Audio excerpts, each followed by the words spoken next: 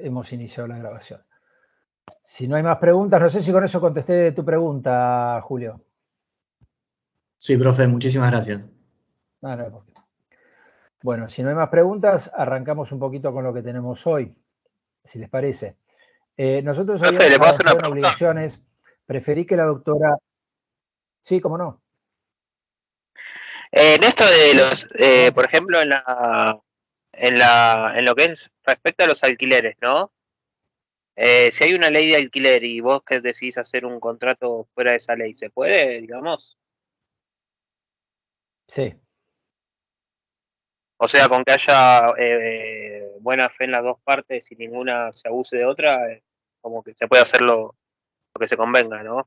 No, porque, a ver, la ley de alquileres, o mejor dicho, el Código Civil... Te entendí, te entendí, te entendí, te entendí. Reformado. Sí, pero se me corta un poquito lo que vos me estás preguntando. Hagamos una cosita, escribilo y yo arranco ya con... Entendí un poco hacia dónde iba tu pregunta. La modificación de la 27.551, que es una ley que modifica en algunos artículos del Código Civil y Comercial en relación a los alquileres con destino habitacional y otros con destino comercial, pero sustancialmente la modificación desde el año 2020, perdón, porque fue con la pandemia, de la ley en ese sentido, lo que establece es disposiciones que en líneas generales la gran mayoría son de orden público. Entonces yo no podría hacer un contrato de alquiler, por ejemplo, con destino de vivienda por un plazo menor de 3 años y tampoco podría establecer la forma de actualización del precio en una manera distinta a la que establece la ley a partir de esta modificación. Es decir, que la gran mayoría de esas normas son de orden público. Estamos hablando de precio, estamos hablando de plazo, estamos hablando de obligaciones ordinarias y extraordinarias que podrían asumirse por parte del locatario. Claramente esas disposiciones, de acuerdo a la ley, son de orden público. No es porque uno defienda un sector ni al otro. Yo creo que la ley, y está creo que a la vista probado que es muy mala, porque genera justamente efectos macroeconómicos que obviamente los legisladores no quisieron generar, sino todo lo contrario, porque lo que estaban intentando lograr es que el acceso a la vivienda fuera más sencillo y más barato.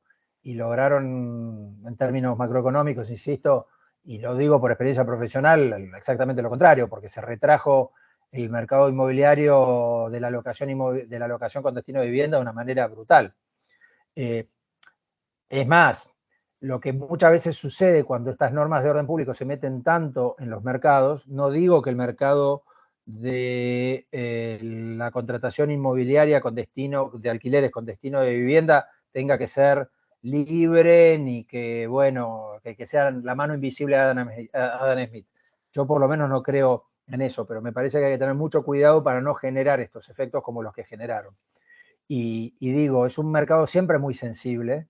Históricamente ha pasado, les diría, chicos, desde el año 36 o 30 y pico del siglo pasado a la fecha, siempre porque es un mercado que por su naturaleza, la oferta y la demanda están completamente desbalanceadas. Es decir, ustedes se van a encontrar con mucha gente que necesita vivienda y muy poca oferta, tanto por la construcción como por la oferta en sí. Y lo que generó es una retracción de la oferta. Y otra cosa que era lo que yo les quería comentar, que muchas veces sucede en la Argentina cuando las formas de ingresar las normas en el mercado no han tenido un análisis económico lo suficientemente, por lo menos, consciente, es decir, profundo, que es que la gente empieza a intentar torcer la ley. Entonces, así como decíamos antes, ¿qué pasa con el 765? A ver por dónde tuerzo la ley, en las locaciones con destino de vivienda se van a encontrar que hay en la práctica que hay un montón de locadores que pretenden establecer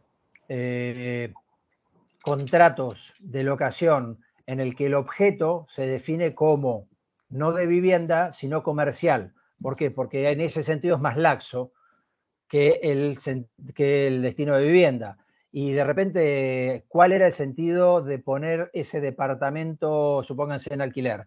¿Alquilar una oficina o alquilar una vivienda? Y el sentido primero era una vivienda. Pero bueno, como podría pasar por oficina, le pongo que es un alquiler de una oficina.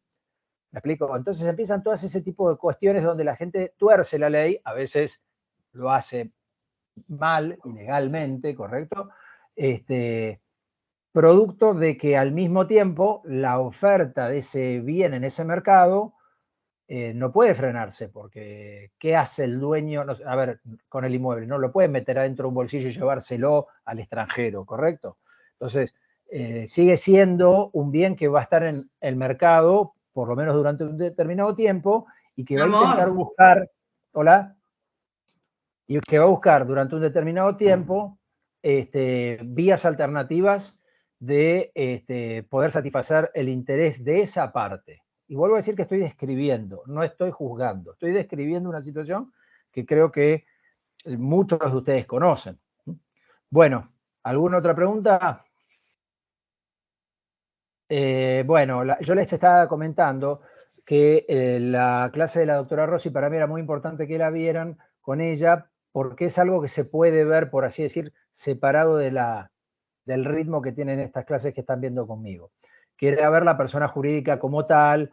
La doctora Rossi es especialista en sociedades y en personas jurídicas en general. Entonces, me parecía muy interesante que ustedes pudieran verlo ahí y poder continuar entonces con estas clases, digamos, para terminar la parte que en algún sentido es común con derecho económico o que implica una duplicación. Creo que nosotros habíamos estado hablando bastante de obligaciones, de régimen de pago, el régimen de los intereses, el régimen de las obligaciones de dar suma de dinero, y yo creo que les comenté durante las clases que pagar es cumplir, ¿no? Es decir, el pago básicamente es el cumplimiento normal de las obligaciones y, digamos, los cumplimientos accidentales implicaban el pago con subrogación, es decir, que alguien pague por mí, pero que se ponga en el lugar mío, en la ejecución indirecta de la obligación, es decir, cuando la persona ya no puede dar cumplimiento, entonces lo que resta es compensar el perjuicio económico generado a la otra parte y otras disposiciones. En la clase de hoy me parece que podemos avanzar bastante con lo que es las formas de extinción de las obligaciones. Cuando las obligaciones no están establecidas para durar por siempre o por durar durante un determinado tiempo y que por tanto se consideran de tracto sucesivo, se consideran de ejecución instantánea. Es decir, el alquiler, si yo soy inquilino, tengo que pagar todos los meses el alquiler. Y se llama de tracto sucesivo porque del 1 al 10 de cada mes tengo que volver a pagar el alquiler. De por vida no, por el plazo que dure obviamente ese contrato. La ejecución instantánea implica que se agota en ese momento la obligación, a diferencia del tracto sucesivo. En el tracto sucesivo, cada vez que yo pago un alquiler, concluí el pago del alquiler de ese mes, pero el mes subsiguiente va a renacer, por así decirlo, la obligación. El pago en otro tipo de obligaciones, cuando tiene efectos, digamos, cuando la obligación es de ejecución instantánea, tiene efectos cancelatorios. Lo que sucede es que el pago no es la única forma en la que se extingue una obligación, sino que hay otras también maneras. Voy a intentar compartir, que esto va a estar bien complicado. Vamos a ver si anda. Unas filminas. ¿Se están viendo? Todavía, no todavía. Ahora está cargando, parece. Pero Sí, todavía no se ve nada. ver. Ahora sí. ¿Se está viendo ahora? Obligaciones, unidad 2, sí. Bueno. Vamos a ir al... Sí, vamos a ir... Esas filminas están bastante bien para cuando ustedes estén estudiando, bastante bien elaboradas. No son mías, no sé quién las efectuó, pero están bastante claras en lo que son los temas más importantes de las obligaciones. Cuando hablamos de las obligaciones y su forma de extinción, la primera y la más importante, como yo les comentaba, es el pago, en las condiciones de tiempo, modo y lugar. ¿sí? Porque si no, no estoy pagando, y creo que algo de eso también charlamos, sino que yo estoy en mora. Y la mora, yo creo habérselas explicado, puede ser la mora automática, por ejemplo, cuando la obligación está sujeta a una condición o plazo, y acaecido el plazo o la condición, debe verificarse entonces el cumplimiento de la obligación, porque si no, se ingresa en la denominada mora. La mora es el incumplimiento de la obligación. Hay algunas obligaciones donde la mora no se produce inmediatamente, es decir, automáticamente, sino que el deudor debe ser interpelado. Eso significa que yo le tengo que decir al deudor que tiene que cumplimentar con su obligación. Supónganse que no pusimos ningún plazo, ninguna condición para la obligación. Entonces, ¿cómo sabe la otra persona que me tiene que cumplir? Y bueno, porque yo lo tengo que constituir en mora, es decir, yo lo tengo que anoticiar de que tiene que cumplimentar la obligación. La ley no establece un método único para la interpelación o la constitución en mora, sino que eso depende de lo que sea la naturaleza de la obligación y finalmente lo que el propio acreedor entienda que es lo más correspondiente. Digo, si, no sé, si Paula me debe plata y no dijimos cuándo me la tenía que devolver y que yo le diga, che, Paula, devuélveme la plata y tal vez me diga, y mira, yo no te escuché cuando me lo dijiste.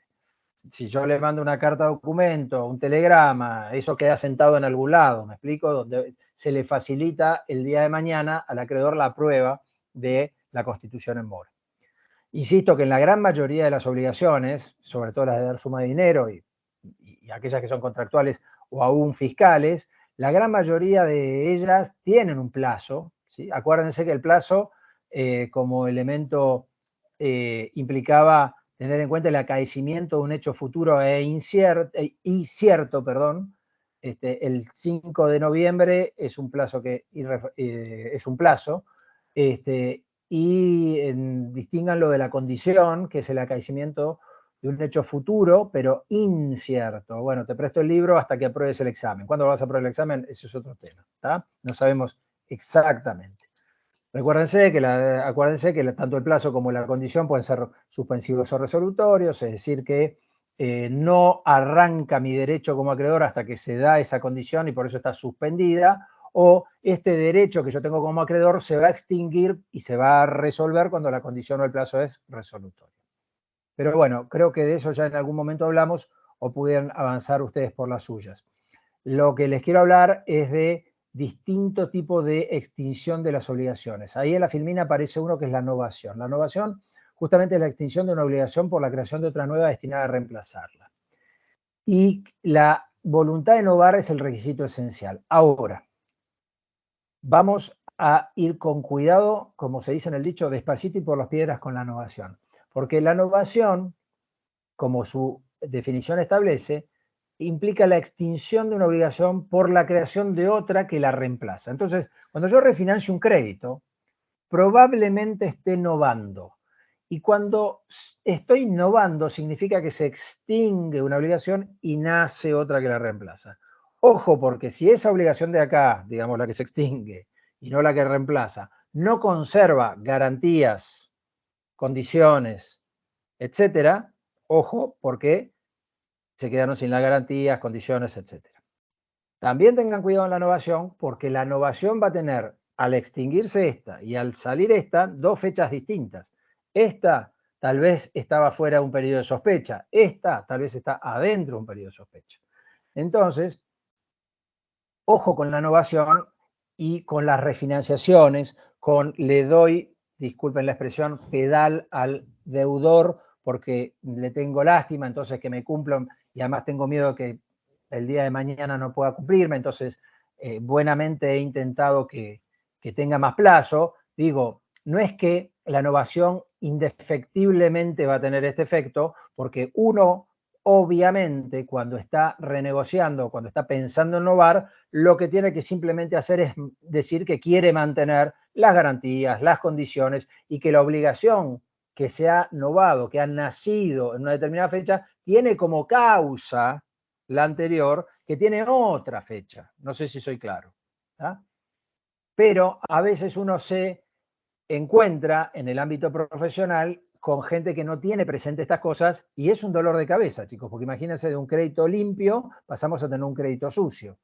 De una deuda que podemos exigirla fácilmente, pasamos a tener una deuda que se nos va a complicar su exigibilidad. Bueno, otra forma de extinción de las obligaciones que nos interesan que ustedes vean, porque hay unas cuantas, es la compensación, que es cuando dos personas tienen recíprocamente la calidad de acreedor y deudor y son deudas que son susceptibles de extinguirse hasta donde alcance la menor. Digo, yo le debo 10 pesos, ustedes me den 5, obviamente yo tengo que darles 10 y ustedes me tendrían que dar 5. ¿Tiene sentido o no? A ver, para eso yo directamente les doy 5 y se terminó. Bueno, esa es la compensación. Ahora, tiene que ser, además de obligaciones que sean susceptibles de ser compensadas por ser de la misma especie y calidad, tiene que ser exigibles en los mismos momentos. Para hablar más en claro, si yo le tengo que pagar 10 de acá a 2 años y usted me tiene que pagar 5 ahora y no hay compensación que valga, denme los 5. De acá a 2 años les daré yo los 10. Porque, insisto, la compensación implica que ambas partes tienen que ser deudoras, que los objetos tienen que ser homogéneos, dinero contra dinero, harina contra harina, digo, cuestiones que puedan ser entonces compensables y que tienen que estar en condiciones de exigibilidad, ambos de las dos obligaciones. Existe otra forma de extinción de las obligaciones que se llama la confusión, que es cuando en una misma persona se funden acreedor y deudor. ¿Qué quiero decir con esto? O en un mismo patrimonio. Supónganse que yo tengo una empresa que es acreedora de la empresa de Franco. Entonces, yo compro, o mejor dicho, mi empresa de Franco. Siendo que la empresa de Franco es deudora de mi empresa, no se va a pagar a sí misma. Una vez que la compró, se confundió ahí en una misma persona ese patrimonio, esas calidades de acreedor y deudor. ¿Me explico? Es muy habitual justamente en las compras de carteras de créditos que tienen las empresas, es muy habitual en lo que se llaman merger and acquisitions o fusiones y adquisiciones de empresas, es muy habitual, insisto, cuando un patrimonio de alguna manera llega a ser captado por alguien que tenía la calidad de deudor o acreedor del mismo, porque, insisto, no se va a cobrar a sí mismo.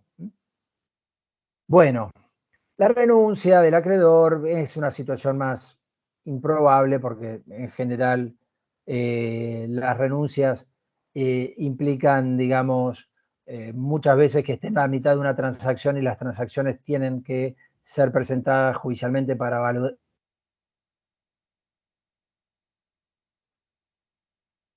Vimos confusión, vimos novación, vimos pago, está la imposibilidad de cumplimiento, que bueno, obviamente puede llegar a determinar que la imposibilidad del cumplimiento de una obligación se transforme en la reparación de daños y perjuicios que tenga que realizar digamos, el deudor. Y hay una filmina ahí que establece algo que no sé si está aclarado o no en la filmina, pero si no se los aclaro ya desde ya, que no es un método de extinción de las obligaciones la denominada prescripción liberatoria. Yo creo que en alguna clase algo charlé, algo dije en relación a lo que es la prescripción liberatoria. La prescripción liberatoria es la transformación de una obligación civil en una obligación natural. Si ustedes se acuerdan, si bien el Código Civil y Comercial no establece hoy una definición de obligación civil y obligación natural, se acepta que la obligación que pierde su exigibilidad, para ser más claro, una de las características que tiene la obligación es que el acreedor puede reclamar su cumplimiento al deudor, inclusive a través de vías legales, obviamente. Y esas vías legales van a asistir al acreedor para que pueda entonces cobrar su crédito. Cuando esa exigibilidad, que son esas vías legales y la posibilidad de impulsarlas, ya no están, es porque la obligación pasó de ser civil a natural. ¿Por qué se sigue este concepto? Porque si no, las obligaciones podrían sostenerse en el tiempo sin limitación y eso no hace a la seguridad jurídica. Yo siempre pasa el día de mañana si alguien viene a reclamarles un crédito hace 12 o 15 años? Tal vez ustedes no tengan los recibos ni tengan la manera de acreditar el pago del cumplimiento de esa obligación. Entonces, por una historia que hace a la seguridad de las transacciones, la ley opta por decir, mira, si el acreedor, y hablando bien claro, no se calentó en no se preocupó en exigir la obligación, bueno, problema problema del acreedor, no es problema del deudor. Ahora, ¿eso qué significa? Que yo, deudor, evito cumplir y ya está, me saqué el problema de encima. No, no, no. A ver, el acreedor, la ley asume que perdió interés en exigir la obligación que está a su favor cuando está inactivo en el hecho de buscar que le cumplan la obligación durante mucho tiempo. No en 2 días, no en 1 minuto, ni nada por el estilo, sino que la prescripción de la obligación se llama liberatoria porque el paso del tiempo y la inactividad del acreedor es lo que dice se termina la obligación. Ahora bien, el tema es muy complicado desde un punto de vista práctico porque la prescripción que establece el Código Civil y Comercial son conceptos generales que después se pueden llegar a particularizar en distintos tipos de obligaciones, como por ejemplo la obligación tributaria. Y es todo un tema de la obligación tributaria el hecho de la prescripción liberatoria. Es decir, cuando el Estado, nacional, provincial, municipal, deja de exigirme el pago de algún tributo y el paso del tiempo me permite decirle al Estado, no me lo podés no me lo podés reclamar, o mejor dicho, me lo podés reclamar, pero no podés ir a pedirle a un juez ni que me embargue, ni que tome medidas, ¿sabes qué? La obligación está prescripta. Y digo que es un tema complicado porque, ¿qué sucede? En la generalidad de las obligaciones, la inactividad del acreedor tiene que mirarse con mucha rigidez, ser muy estrictos en la forma de mirar eso. Como les decía, el acreedor muchas veces tiene actitudes que pueden implicar una intención realmente de perseguir su crédito, o que el deudor muchas veces en su actividad esté reconociendo la exigencia y la vigencia del crédito. Yo les digo, esto es un criterio general, no es que el Código Civil y Comercial les va a decir en cuánto tiempo prescribe una obligación tributaria. Sí les va a decir que las obligaciones contractuales vencen a los 5 años, que las obligaciones a plazo, aunque sean contractuales, vencen a los 2, que la obligación por los hechos ilícitos vencen a los 3, y un montón de plazos que así están determinados. El Código Civil y Comercial les va a hablar de 2 conceptos muy importantes, chicos, que se los tienen que aprender para, digamos, porque les va a servir para toda la vida, que son la suspensión del plazo y la interrupción, que son 2 cosas distintas. Que se suspenda el plazo de prescripción involucra que se congela durante ese tiempo la cuenta que estamos llevando del tiempo. Durante ese tiempo es como que metemos en el freezer, ¿sí? Es decir, que no avanzamos ni retrocedemos. Durante ese tiempo se suspende el plazo para seguir contando la prescripción. Distinto es la interrupción, porque la interrupción corta el plazo el lapso de tiempo que se ha dado respecto desde la obligación, desde la exigibilidad de la obligación y hasta el momento donde se interrumpe. Y la única interrupción que por ahora la ley reconoce como fidedigna es la demanda judicial. Cada tanto la FIP patalea, sale a decir que sus intimaciones son interruptivas, sus intimaciones son suspensivas, no interruptivas. No voy a dar prescripción liberatoria de obligaciones tributarias, se lo dejo para los especialistas, los grandes especialistas que tienen la facultad en ese tema, pero la estructura básica parte de esto, ¿correcto? Vuelvo al punto. La interrupción implica que hay que volver a contar desde cero todo el lapso que la ley prevé para considerar prescripta la obligación. La suspensión congela lo que conté. Cuando termina el plazo que se establece para la suspensión, se sigue contando. ¿Me explico? La suspensión se puede dar por intimación fehaciente, por una mediación, por toda cuestión que muestre esa voluntad del acreedor de perseguir el cumplimiento. Por una única vez y por un plazo de 6 meses como máximo, salvo que una norma específica establezca un plazo distinto. Acá, en cuanto a las normas específicas, tengan presente que si bien el Código Civil y Comercial, reitero, establece un patrón general, hay normas que pueden tener disposiciones especiales a ese respecto. Por ejemplo, la Ley de Procedimiento Tributario no cuenta por año aniversario, sino por año calendario la forma de contar la prescripción.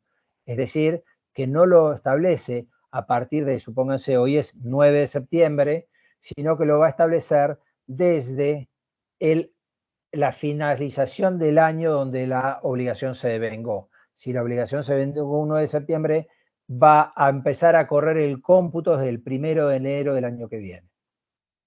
Trampita o no trampita, pero bueno, una norma específica tributaria, por ejemplo, que prestenle atención. De la misma manera que prestenle atención porque cada tanto salen leyes que dicen se suspende por un año la prescripción de las obligaciones tal. Y esto además, chicos, hoy, o mejor dicho, a mediano plazo va a traer algunas o muchas vueltas, porque antiguamente se establecía que el Código Civil y Comercial, al establecer un plazo, era el que determinaba la prescripción máxima de las obligaciones tributarias en todo el país. Pero, siendo que las facultades tributarias son de cada jurisdicción hoy puede determinar, de acuerdo a sus legislaciones específicas, el plazo de prescripción de sus obligaciones tributarias. Y eso va a dar para mucha tela para cortar en los años subsiguientes, porque finalmente el código es muy nuevo. Antes el código era el que decía, no, pará, acá está el Código Civil, que es el que establece el plazo. Ahora no, ahora vamos a tener que ver en cada ley específicamente tributaria dónde están los lapsos de prescripción. Y esto también va muy de la mano de la mejor o peor administración que pueda llegar a tener una autoridad tributaria, porque, digo, los impuestos a pagar o los tributos a pagar son un crédito que en la finanza propia de cada uno de los estados, nacional, provincial, municipal, tiene mucho peso. Entonces, si yo puedo decir como municipio tal, provincia tal, nación, que tengo más tiempo, si tengo más tiempo es que yo todavía puedo arrastrar eso dentro de mis activos no corrientes. Pero bueno, no los quiero aburrir con eso. Lo importante es entender justamente los conceptos de la prescripción liberatoria, que no es un método extintivo de las obligaciones. ¿Por qué? Me van a decir ustedes, pero si usted me está diciendo, profesor, que no me pueden cobrar. No, espere. Le llega una intimación de AFIP, de ARBA, de quien fuera, y le dice, mire, usted debe tal impuesto, y tal impuesto está recontra prescripto, porque pasó hace muchísimos años, y nunca se interrumpió ni se suspendió el cómputo de la prescripción. Y ustedes van y lo pagan. ¿Qué sucede? Bueno, lo que sucede es que ustedes no pueden repetirlo, es decir, ustedes no pueden pedirle, che, ARBA, che, AFIP, perdóname, devuélveme que me equivoqué. No lo pueden, porque la obligación natural que se cumple se extingue de la misma manera que una obligación civil que se cumple, porque la obligación como sí subsistió. Distinto es el enriquecimiento sin causa, y yo creo que algo les comenté en el curso. Supónganse que yo no le debo plata a la FIP, a Julio, a Franco, a Karen, y le doy esa plata. Yo, como ellos están enriqueciendo sin causa, yo sí le puedo decir, che, devuélveme esa plata. Ahora, como la obligación aún natural es una obligación del deudor para con el acreedor, si el deudor no advierte que tiene a su favor la prescripción liberatoria y cumple, no puede pedir que le devuelvan la plata o que le devuelvan la prestación. Creo que con eso he sido bastante claro, ¿sí? Bueno. Yo voy a hacer una síntesis muy, muy apretada en estos minutos para ver, voy a dejar de compartir aquí. A ver. A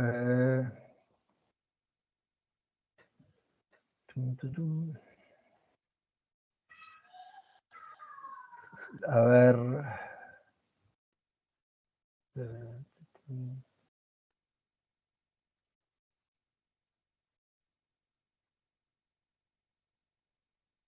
Ahí está.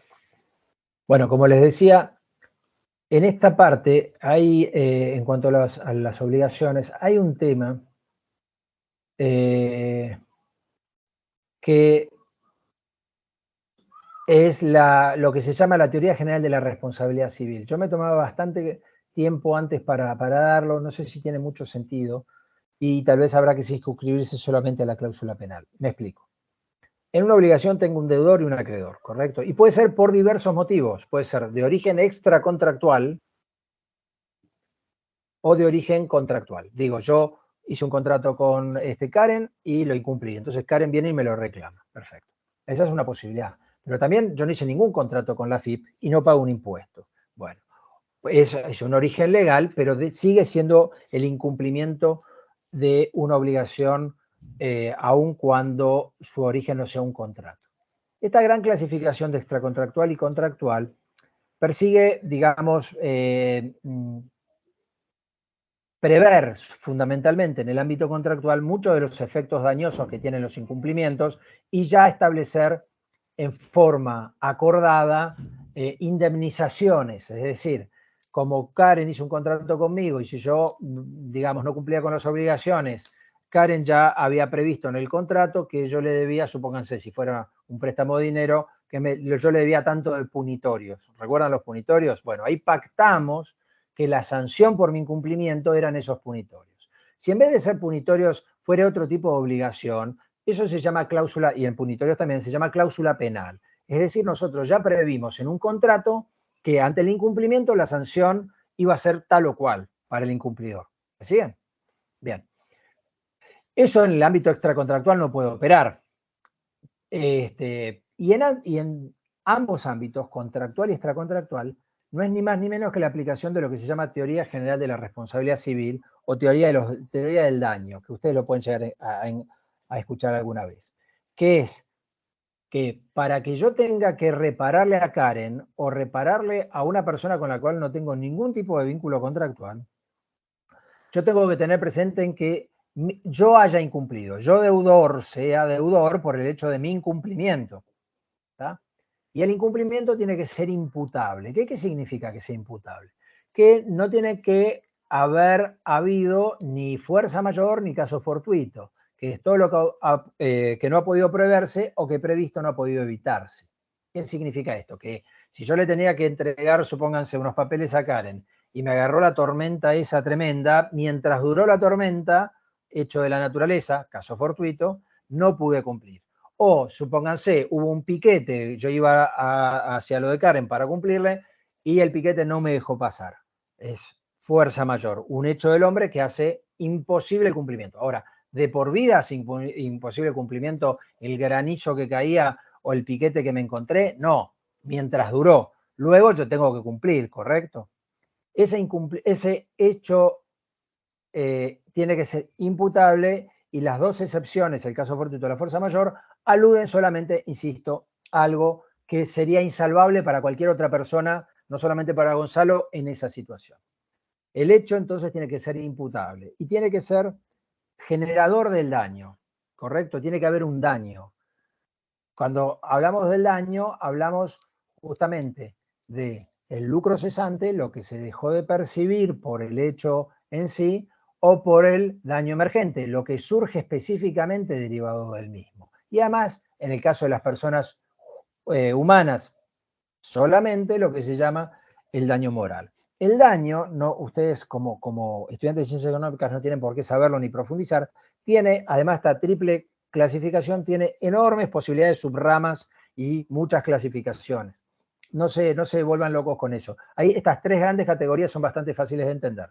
Digo, si yo, por ejemplo, voy manejando mi auto y sin darme cuenta lo llevo por delante a Franco, digo, tiene un daño que emerge del hecho, porque yo, por ejemplo, lo pude haber pisado y haberle quebrado un hueso, y tiene además algo que dejó de percibir por el hecho, porque por ejemplo no pudo ir a trabajar los días subsiguientes, que se llama lucro cesante.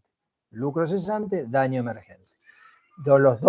Son dos de las tres categorías bien importantes que, insisto, las tres se dan solamente en la persona humana, porque esta tercera que yo les voy a decir no se da en las personas jurídicas, que es lo que se llama el daño moral.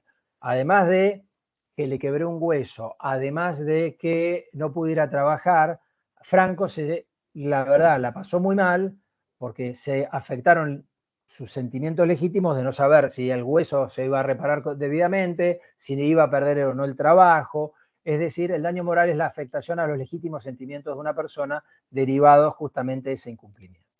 Entonces, tiene que haber hecho, tiene que haber daño, tiene que haber lo que se llama relación de causalidad entre hecho y daño. La relación de causalidad significa que porque yo manejé imprudentemente, le produje ese daño. Y las causas, de acuerdo a lo que se establece en esta teoría, tienen que ser lo que llaman las causas adecuadas. ¿Qué es una causa adecuada? La que normal y habitualmente genera esa consecuencia. Yo en las clases presenciales muchas veces siempre hago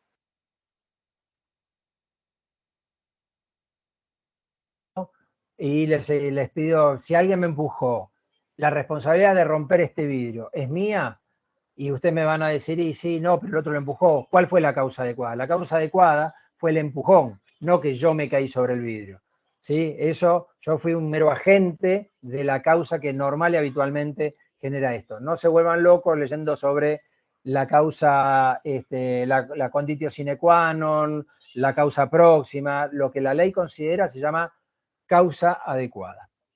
Último punto en relación a la teoría general de los derechos, teoría general de la responsabilidad civil, hecho imputable, daño, relación entre hecho y daño, y lo que se llama factor de atribución, que esto presten atención porque es muy importante. El factor de atribución es lo que la ley entiende, o mejor dicho,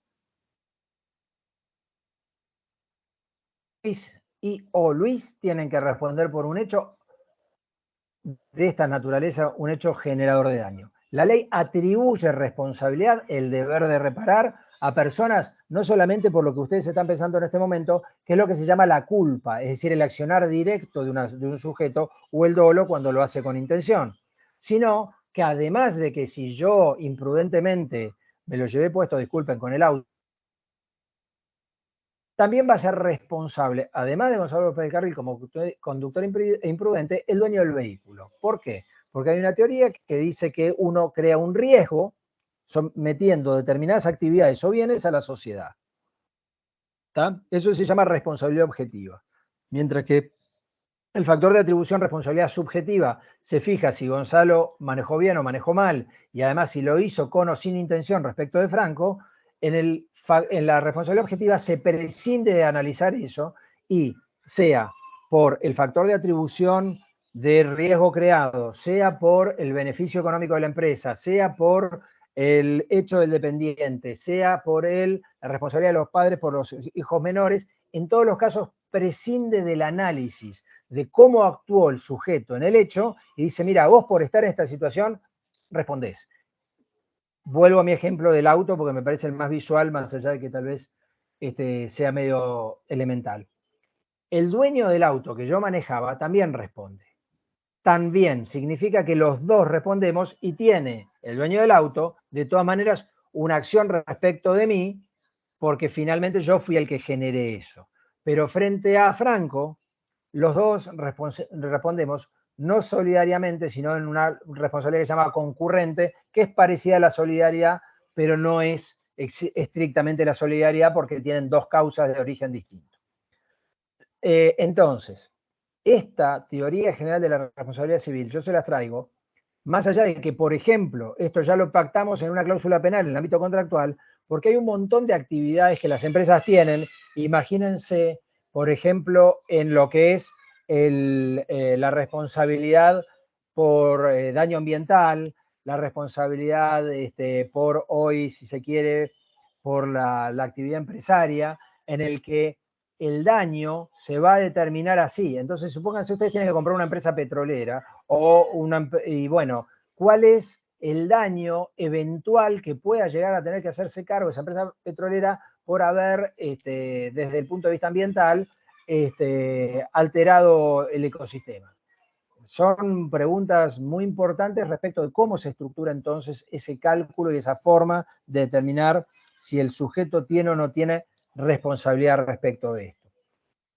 Hay en el campus un régimen, unas filminas del doctor Roydar muy buenas respecto de lo que es la responsabilidad en el Código Civil. En el Código Civil y Comercial, digamos, la responsabilidad solidaria, para no confundir justamente una con otras. Entonces, yo les diría, eso véanlo después en el campus, que va a ser bastante claro a los efectos de cerrar este tema. Después, ¿Cómo se llama, profe? dentro Perdón. de lo que el punto cuarto de la bolisa, el PPT se llama, es muy cortito, Responsabilidad Solidaria de Roydberg. Digamos, en el punto cuarto habla de la denominada rendición de cuentas, también el PPT. Y digamos, la rendición de cuentas tiene importancia en el hecho de que cuando uno tiene una posición determinada en la relación contractual o eventualmente en otras formas que no sean contractuales, uno puede llegar a tener que dar explicaciones, ¿correcto? Que eso es básicamente lo que dispone el Código Civil y Comercial en cuanto a la rendición de cuentas.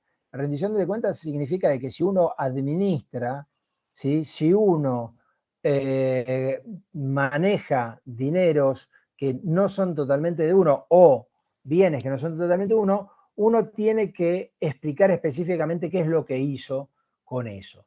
Está en el 858, creo, del Código Civil y Comercial, léanlo, no tiene grandes complicaciones, pero básicamente para el ámbito de la administración es algo que hay que tener en cuenta. De gaucho le estoy administrando las cosas a la tía X. Bueno, ¿saben qué? La tía X mañana se cruza y les pide rendición de cuentas. Y ustedes tienen que darla en forma documentada, descriptiva, acompañando los comprobantes que den, digamos, sustento a lo que ustedes dicen. Finalmente es una derivación de varios tipos de obligaciones. Bueno, y si les parece, vamos a hacer en la clase que viene una rápida revisión de la estructura básica del contrato. El contrato, les voy dejando este anticipo y ya en 5 minutos terminamos.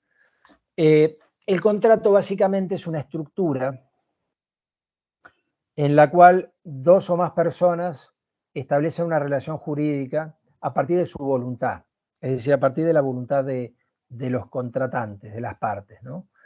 Que involucra mucho de lo que ustedes vieron en acto jurídico, mucho de lo que ustedes vieron ya o están viendo en obligaciones, y adicionalmente lo que se llama el consentimiento contractual, es decir, la voluntad de establecer relaciones jurídicas, de crear, modificar o extinguir relaciones jurídicas entre dos o más sujetos. El consentimiento contractual es muy importante porque hace o no a la existencia del contrato. El contrato, además, como forma de vinculación económico-jurídica desde hace muchísimos años, tiene determinadas fases que están muy tratadas en el Código Civil y Comercial con mucho detalle. Con muchísimo detalle porque, bueno, además uno de los codificadores era especialista, uno de los principales codificadores era especialista en esto. Y que habla de las denominadas etapas precontractuales, la celebración y la postcontractualidad.